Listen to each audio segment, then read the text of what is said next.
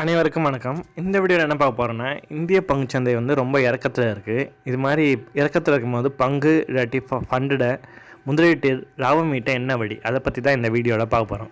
இந்திய பங்குச்சந்தை இறங்குவதும் ஏறுவதுமாக இருக்கிறது. ஒட்டுமொத்தமாக பார்க்கும்போது சுமார் 10% இறக்கத்தில் இருக்கிறது. இந்திய பங்குச்சந்தை மட்டுமல்ல, அமெரிக்க டாலருக்கு எதிரான இந்திய ரூபாயின் மதிப்பு இறங்கி கொண்டு தான் இருக்கிறது. ரூபாய் மதிப்பு 82 ரூபாய் அளவுக்கு இறக்கம் கண்டிருக்கிறது. இது போன்ற சூழ்நிலைகள் பங்குச்சந்தை சார்ந்த நிறுவன பங்குச்சந்தை சார்ந்த மியூச்சுவல் ஃபண்டின் முதலீட்டாளர்கள் என்ன செய்ய வேண்டும்? சிஸ்டமேட்டிக் இன்வெஸ்ட்மெண்ட் பிளான் SIP முறையில் முதலீடு செய்பவர்கள், மொத்தமாக முதலீடு செய்பவர்கள், லம்சமில் முதலீடு செய்பவர்கள் என்ன செய்ய வேண்டும்? பங்குச்சந்தையை பொறுத்தவரை 5% வரைக்குமான இறக்கத்தை இயல்பானது என்றே சொல்லலாம். அந்த வகையில் பங்குச்சந்தையில் ஏற்படும் சிறிய இறக்கத்தை ஆங்கிலத்தில் கரெக்ஷன் என்பார்கள். தமிழில் சொல்வதெனில் திருத்தம் என்று குறிப்பிடலாம். ஏற்றம் மற்றும் இறக்கம் இரண்டும் சேர்ந்ததுதான் பங்குச்சந்தை ஆகும். அது சந்தையின் இயல்பான குணமாகும். பங்குச்சந்தை இறக்கத்தை 3ஆக பிரிக்கலாம். 10% கீழ் இறங்கினால் அது இறக்கம், அதாவது ஃபால் என்று சொல்லலாம். 10லிருந்து 30% இறக்கம் எனில் அதை கிராஷ் என்று சொல்லலாம். 30%க்கு மேல் இறங்கினால் சந்தை கரடியின் பிடியில் உள்ளது, அதாவது பியர் மார்க்கெட் என்று சொல்லலாம். இந்திய பங்கு சந்தையின் தற்போதைய நிலை வீழ்ச்சியும் கிடையாது, கரடி பிடியும் கிடையாது. ஒரு இயல்பான இறக்கம் அல்லது கரெக்ஷன் என்றே சொல்லலாம். பங்குச்சந்தையில் முதலீட்டாளர்கள் இப்போது கவனிக்க வேண்டியவை என்னென்ன? பங்குச்சந்தை எப்போதும் செய்திகளுக்கு ஏற்ப செயல்பட்டு கொண்டிருக்கும், அதாவது ஏற்றம் காணும் அல்லது இறக்கம் காணும். கடந்த 2020 மற்றும் 2021 ஆண்டு ரிசெஷன், கொலாப்ஸ், கிராஷ் போன்ற வார்த்தைகள் 20 லட்சம் தடவை பலர் கட்டுரைகள் செய்திகளில் பயன்பட்டிருக்கின்றன. ஆனால் 2020 மற்றும் 2021 இறக்கம் கண்ட சந்தை மேலே தான் ஏறியது.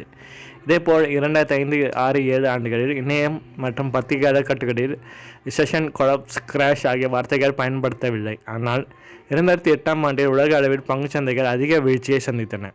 சந்தையை பொறுத்தவரை பொருத்தம் இல்லாத கணிப்புகள், செய்திகள் வந்து கொண்டு தான் இருக்கும். முதலீட்டாளர்கள் இதிலிருந்து விலகி இருக்க வேண்டும். குறிப்பாக நீண்டகால முதலீட்டாளர்கள் இந்த அர்த்தமற்ற இரைச்சலிலிருந்து விலகி இருப்பது அவசியம். சந்தை இறக்கத்துக்கு என்ன காரணம் சொல்லி பார்க்கலாம். இப்போது இந்திய பங்குச்சந்தை ஏன் இறங்கியது என்று பார்த்தால், உலக அளவில் ஆசியா, அமெரிக்கா, ஐரோப்பிய பங்குச்சந்தைகள் இறக்கம் கண்டிருக்கின்றன. அதன் எதிரொலியாக இந்திய பங்குச்சந்தையும் இறக்கம் கண்டிருக்கிறது. மேலும் சமீப காலமாக 2 வாரங்களாக வெளிநாட்டு நிதி நிறுவன முதலீட்டாளர்கள் பங்குகளை விற்பது அதிகரித்துள்ளது. அமெரிக்காவில் ஃபெடரல் வங்கியின் தலைவர் ஜோரம் பஃபெல், அமெரிக்காவின் இனி பணவீக்கம் விகிதம் அதிகரிக்கும் சூழ்நிலை இல்லை, இதனால் இனி வட்டியை உயர்த்த மாட்டோம் என எப்போது சொல்கிறாரோ அப்போதுதான் அமெரிக்க பங்குச்சந்தை ஏற்றத்தின் போக்கை திரும்பும்.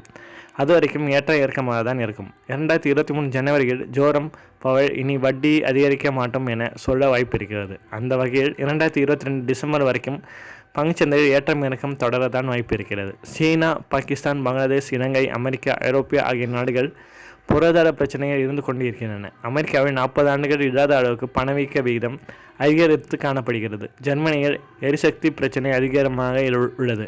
பாகிஸ்தான், பங்களாதேஷ் நாடுகள் அதிக கடன் பிரச்சனையில் சிக்கியிருக்கின்றன. இலங்கையில் உள்நாட்டு மொத்த உற்பத்தி வளர்ச்சி மிகவும் தடை செய்யப்பட்டுள்ளது. இதர நாடுகளிடையே ஒப்பிடும்போது இந்தியா அடிப்படையில் வலுவாக இருக்கிறது. உள்கட்டமைப்பு உள்ளிட்ட பல துறைகளில் இந்தியா ஒழிந்து கொண்டுதான் இருக்கிறது. சந்தை இறக்கத்துக்கு 2 காரணங்கள். பங்குச்சந்தையை பொறுத்தவரை அது 2 விஷயங்களுக்கு கீழே இறங்கும். முதல் முக்கிய காரணம் நாட்டின் அடிப்படையில் பொருளாதார வளர்ச்சியில் பிரச்சனை இருப்பதாகும். இது போன்ற சூழ்நிலையில் பணத்தை வெளியே எடுப்பது நல்லது. காரணம், நிலைமை சீராகி வர எப்படியும் குறைந்தது 3 ஆண்டுகள் ஆகும். உதாரணமாக இலங்கை அல்லது பாகிஸ்தானில் நிலவும் சூழ்நிலை போன்ற இருக்கும் நாடுகளின் பங்குச்சந்தையில் நீண்ட காலத்துக்கு பணத்தை முதலீடு செய்து பிரயோஜனம் இல்லை. மற்றொரு காரணம் பங்குச்சந்தை முதலீட்டாளர்கள் இடையே காணப்படும் நெகட்டிவ் சென்டிமெண்ட்ஸ் ஆகும். தற்போது இந்திய பங்குச்சந்தை இறங்கிக் கொண்டிருப்பதாக காரணம் நெகட்டிவ் சென்டிமெண்ட் ஆகும். நம் பக்கத்து வீட்டு பிரச்சனை எனில் நம் வீட்டுக்கும் வரும் என்கிற மாதிரியான பிரச்சனை தான் இப்போது இந்தியாவுக்கும் இருப்பதாகும். மாதந்தோறும் மியூச்சுவல் ஃபண்டு SIP முதலீட்டின் மூலம் ரூபாய் 12,000 கோடி வந்து கொண்டிருந்தாலும், மியூச்சுவல் ஃபண்டு நிறுவனங்களுக்கு, காப்பீடு நிறுவனங்களுக்கும் இந்திய பங்குச்சந்தையில் முதலீடு செய்தாலும் FIIகளின் முதலீடுகளை பொறுத்தவரை இந்திய பங்குச்சந்தையின் செயல்பாடு இருக்கிறது. அதாவது FIIயின் முதலீடு செய்திருந்தால் சந்தை ஏறுகிறது, அவர்கள் விற்றால் சந்தை இறங்குகிறது.